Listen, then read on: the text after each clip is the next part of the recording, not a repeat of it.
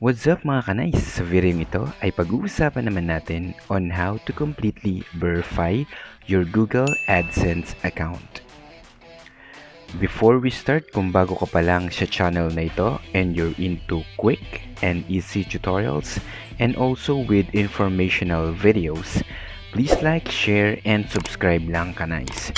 I would really appreciate your support and I also assure you na marami pang naka-line up na helpful videos na aking i-upload this coming days. Going back sa ating topic for this video, there are two steps to verify your Google AdSense account. The first one is the identity verification and the second is the address verification. I'll guide you first with the identity verification. Related to this ay makaka-receive ka ng email from Google AdSense informing that you need to verify your identity to keep earning on YouTube. This email from Google AdSense will also serve as your guide for the entire process. Once na mabasa mo na yung mga information, scroll down mo lang, then click on Verify Now. Tapos, piliin mo lang yung preferred browser mo. For example, Google Chrome. After that, choose your Google account for your Google AdSense, then enter your password accordingly. Tapos, tap on Next. You'll find on the next page the list of IDs that you can upload for the verification. Then tap nyo lang yung checkbox if you agree with the terms and conditions. Tapos tap on Begin Verification. Next ay enter ang exact same name doon sa naka-indicate sa ID na i-upload ninyo. Tapos you'll see again the type of IDs they're accepting, which are the driver's license, national identity card, and passport. Please also make sure that the image that you will upload is readable para seamless na lang ang process. To upload, just tap on Upload button.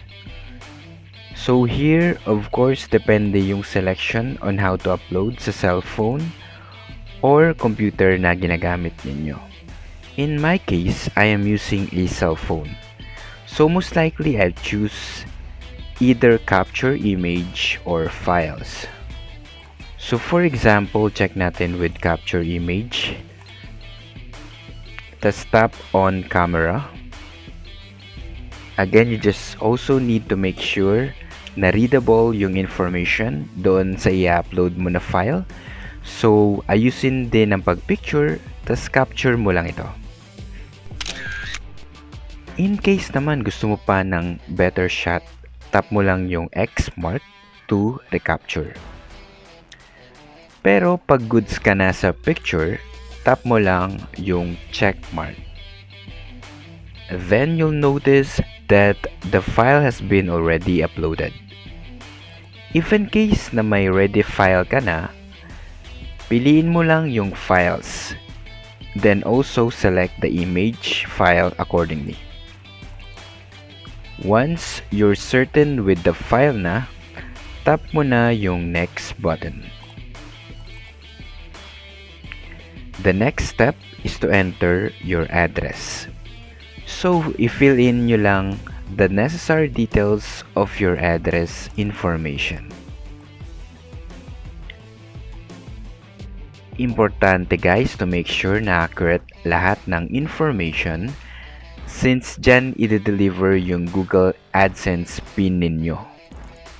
Once na make sure nyo na accurate lahat ng info, ay itap nyo lang yung submit. Then it will load for a few seconds. You just need to wait. Finally, you will be prompted by verification successful. An email will be also sent with more details pertaining to the successful verification process. Subsequently, the same day, na-receive ko rin yung isa pang email informing na naipadala na yung PIN ko. Usually mga kanais, kailangan lang maghintay ng 3 to 4 weeks to receive yung Google AdSense PIN. So fast forward, umabot na ng 4 weeks and di pa na-deliver yung PIN ko. Kaya ang ginawa ko, sinadya ko na lang na magpunta sa post office dito sa area namin to further check. And nalaman ko na yung mailman, although nagpunta siya sa mismong area namin, ay di pala mahanap yung exact location ko. Medyo isolated din kasi itong location namin, kanais. So, naintindihan ko rin naman siya. And heto na nga, kanais, I'm very happy na na-pick up ko na yung aking pinakahintay na Google PIN. Happy yarn? So, ito na nga, gumawa pa ako ng YouTube Shorts last time pertaining sa video na ito, in which excited ako na buksan yung mail pin gamit ang mayuwagang scissors.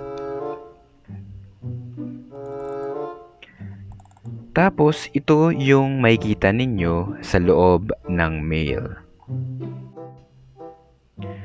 Makikita din ninyo dyan yung instructions on how to enter the PIN. Merong ding note na, please note that we will stop serving ads through your account if you do not use this PIN to verify your address within 4 months. And of course, yung mismong Google AdSense PIN. Next na ginawa ko is inopen ko na lang yung follow-up email sa akin ni YouTube about the pending steps for address verification, which is yung pagsasubmit nga ng Google AdSense PIN. So, yun nga mga kanais, no? In order for us to earn in YouTube, we need to complete this procedure as also stated on this email. Also, on this email, pwede mo rin i-click yung link na ito, then choose your preferred browser para may redirect ka sa Google AdSense page. May makikita ka dyan na notification na your payment is on hold because you need to verify your address. To be redirected doon sa steps on how to enter the PIN, you may click naman this link. Enter the code into AdSense. Choose your preferred browser lang ulit. Makikita mo dito yung steps on how to enter the PIN and also about more PIN resources. On this email, the information is also indicated just in case lang na di mo pa rin nare-receive yung PIN. First, you may check your address. If in case mali yung na-indicate mo na address, you need to change it. May link din here for more info. There's also a link here in case you need to request for a replacement PIN. Then there's an important note here. Your address must be verified within 4 months after the first PIN was mailed to continue monetizing on YouTube.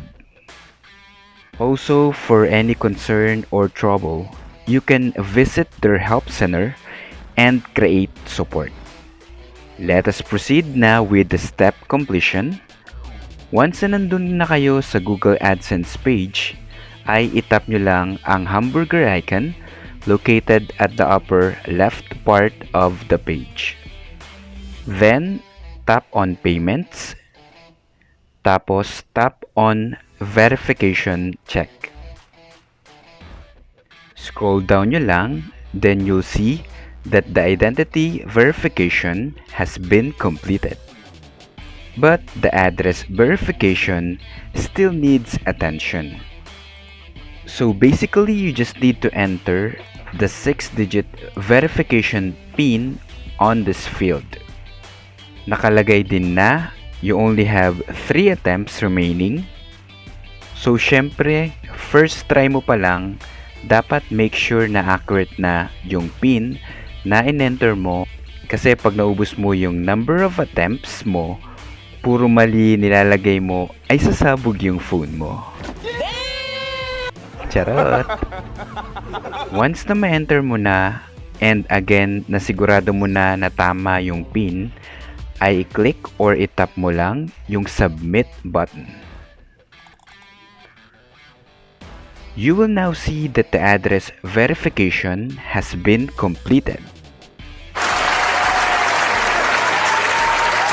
Be consistent lang and masipagan na mag-upload ng mga videos para maabot mo yung YouTube goals mo. In God's time ay magiging successful din tayong lahat. Good luck sa inyong YouTube journey, kanays! So that's it mga kanays, we're done with the information and steps on how to complete the identity and address verification for your Google AdSense.